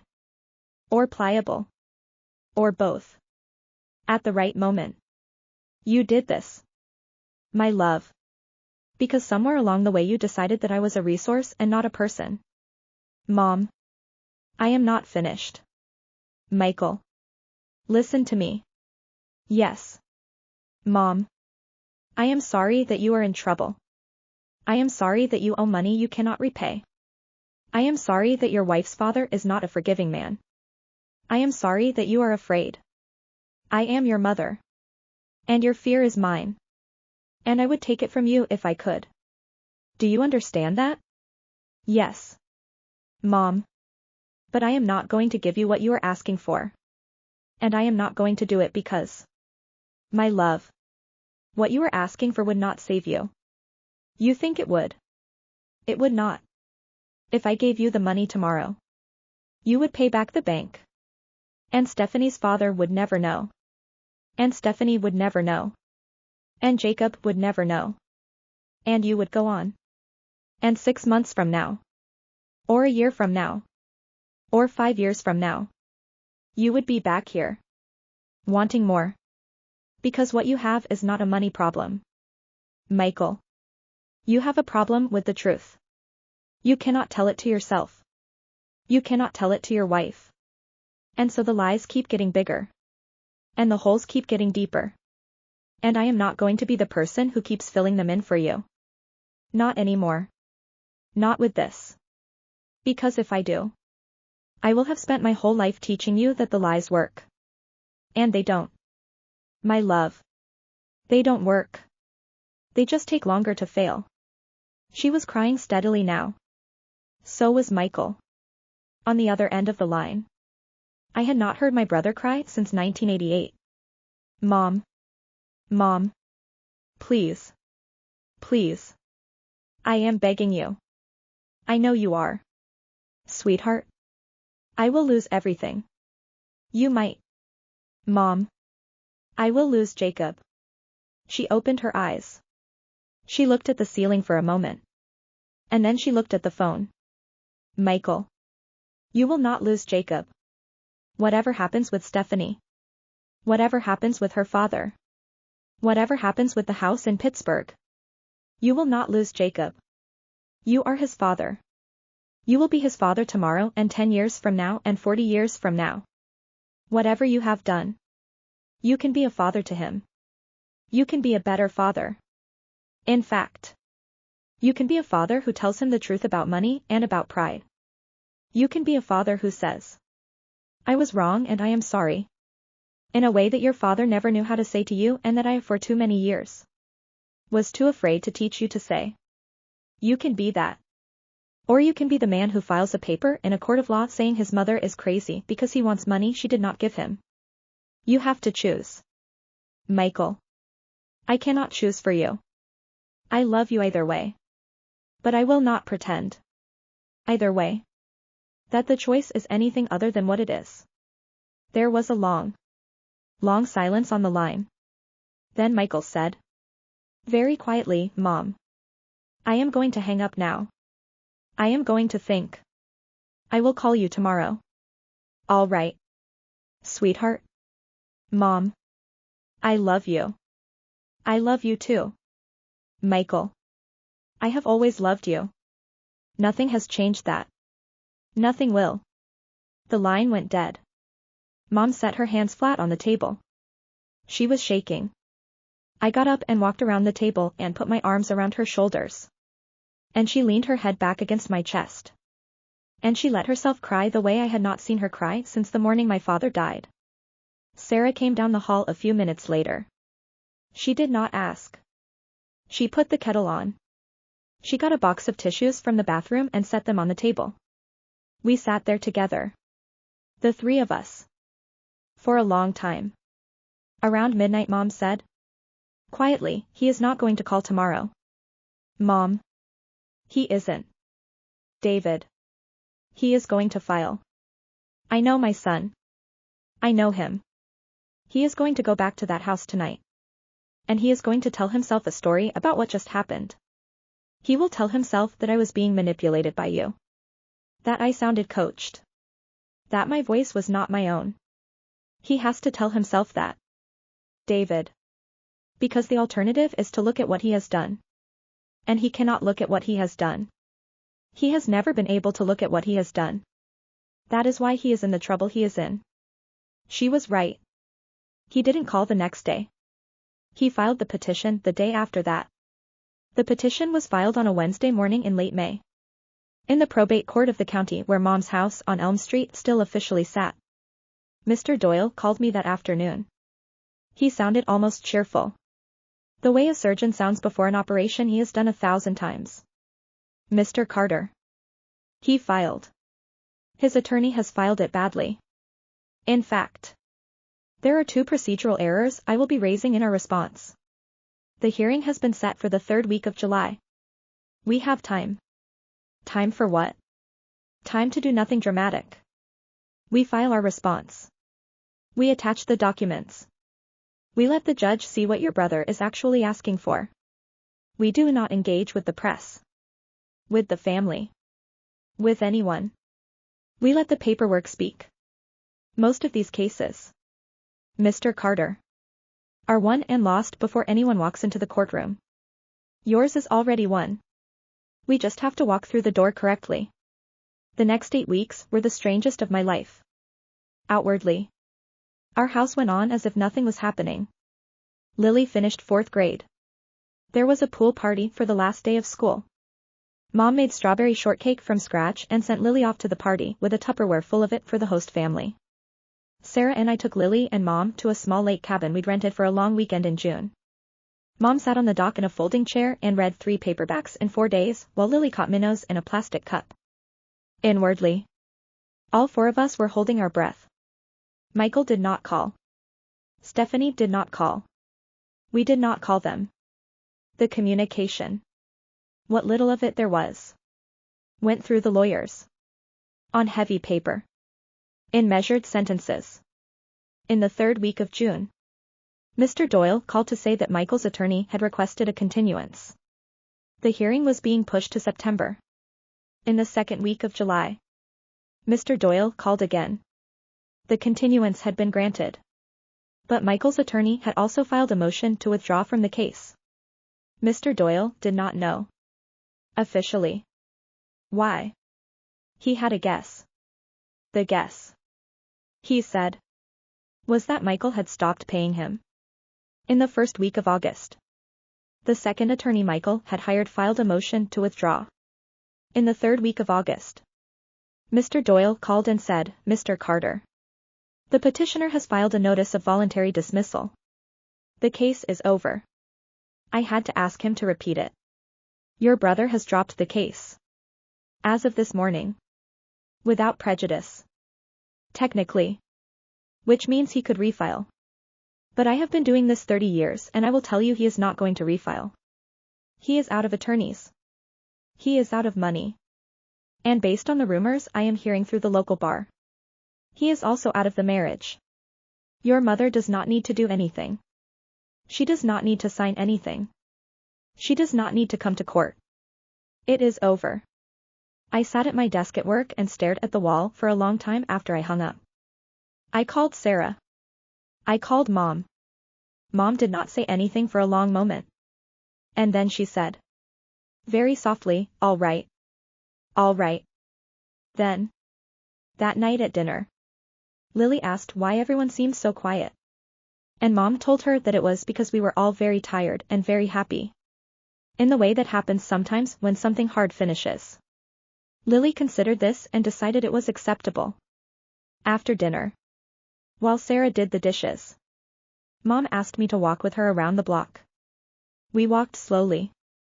Because her hip had been bothering her since the lake. The sun was setting behind the maple at the end of the cul-de-sac. David. I want you to do something for me. Anything. Mom. I want you to drive to Pittsburgh next weekend. Without me. I want you to find your brother. I do not know where he is living now. I do not know if he is still in the house. I want you to find him. And I want you to give him an envelope from me. Mom. David. Please. Okay. Mom. What's in the envelope? She stopped walking. She looked up at the maple. Where the leaves were just beginning to think about turning. In the envelope is a check. From me. Personally. Drawn on my own account. For $30,000. I started to speak. She held up a hand. Listen to me. David. I have thought about this for 2 months. I am not giving him the money he asked for. I am not giving him the inheritance he tried to take. I am not undoing anything I did with Mr. Doyle. The will stays the way it is. The gift to you stays the way it is. None of that changes. Then what is the 30,000? It is enough to keep him from losing Jacob. That's all. It is not enough to fix his life. It is not enough to repay his loan. It is enough to pay an attorney for a custody case. If it comes to that. And to pay first and last on an apartment. And to put some food in a refrigerator for a few months. It is the amount of money a mother gives a son when his life has burned down and he is standing in the ashes. No more. No less. Mom. He sued you. He tried to take your house. Yes. He did. Mom. David. I know what he did. I have not forgotten and I will not forget. He is not going to get the inheritance.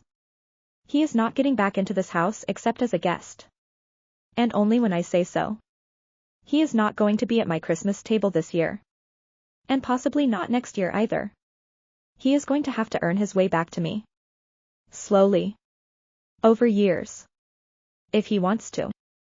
And he may not want to. And I have made peace with that. She paused. But David. I am his mother. And he has a son. And his son did nothing wrong. And I am not going to be the reason a 7-year-old boy loses his father. Because his father is too proud and too broke to fight for him. That is not who I am. That is not who your father was. That is not what we taught you boys. Even if only one of you remembered. We walked in silence for a while. Mom. What if he uses it for something else? What if he uses it to pay back a piece of the loan and gets in deeper? Then he does. It is his choice. I am giving the money for one purpose. If he uses it for another. That is his sin. Not mine. I have done what I can do. Okay. Mom. And David. Yes. I want you to give it to him in person. I do not want you to mail it. I want you to look him in the eye when you hand it to him. I want him to know it came from me. By my own hand. With no one else's permission. I want him to understand that it is not from you. And it is not from the family. And it is not from any settlement. It is from his mother. Do you understand? I understand. Good.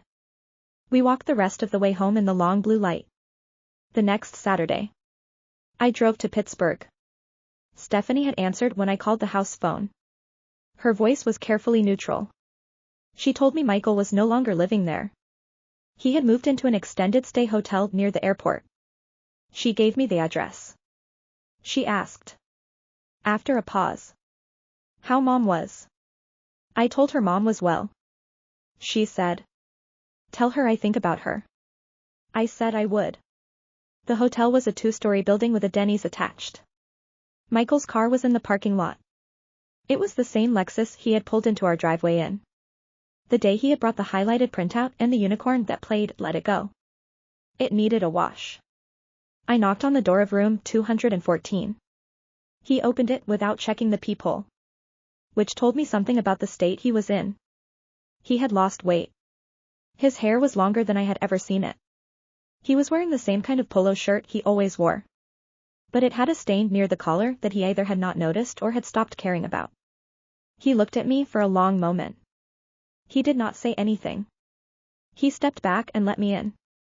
The room was small. There were 2 beds. One of them had a stack of folded laundry on it. The other had clearly been slept in. There was a microwave and a mini fridge.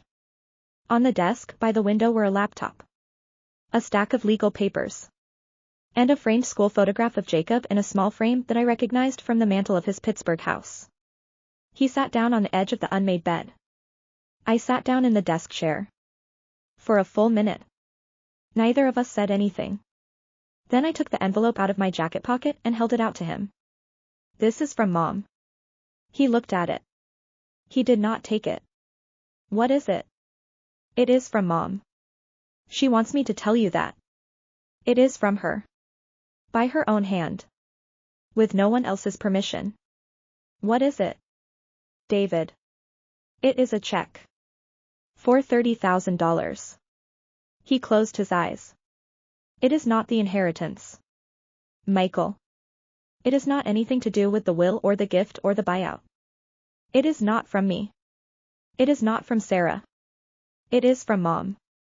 She wanted to make sure you have enough to get an attorney, if you need one for Jacob, and to put first and last on an apartment, and to feed yourself for a while. That is what it is for. That is the only thing it is for. He still had his eyes closed. David. I cannot take that. Yes, you can. Michael. I cannot. Mom said you would say that. She told me to tell you something. In that case. He opened his eyes. What? I took a breath. I was trying to remember the words exactly. I had practiced them in the car. She said, tell him I am not asking. Tell him this is not a gift between equals that he can refuse out of pride. Tell him this is his mother handing him a blue paint can washed off his hand. Tell him that part of being a son is learning to receive what your mother gives you, and not to argue with her about it.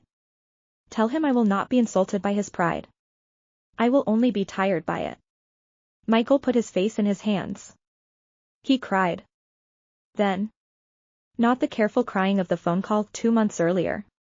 A different kind. The kind of crying a man does when he has finally run out of stories to tell himself. I sat in the desk chair and I let him cry. I did not move toward him. I did not say anything. Mom had not asked me to comfort him. She had asked me to deliver the envelope. I delivered the envelope. After a long time. He wiped his face on his sleeve and reached out and took the envelope. He held it in his lap. He did not open it. David. Yes. I do not know how to come back from this. I know. Michael. I do not know if Mom will ever, I do not know if you will ever. Michael. Listen to me. I am not going to lie to you. I am not going to tell you it is going to be the way it was.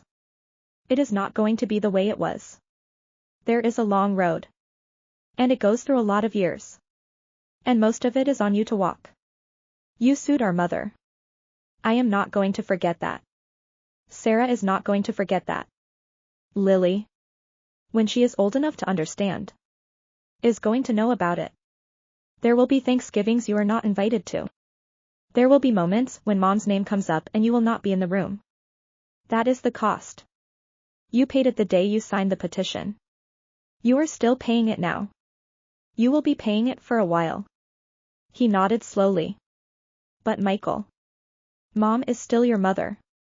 She told me to tell you that. Too. She said, tell him I am still his mother. Tell him I have not stopped being his mother.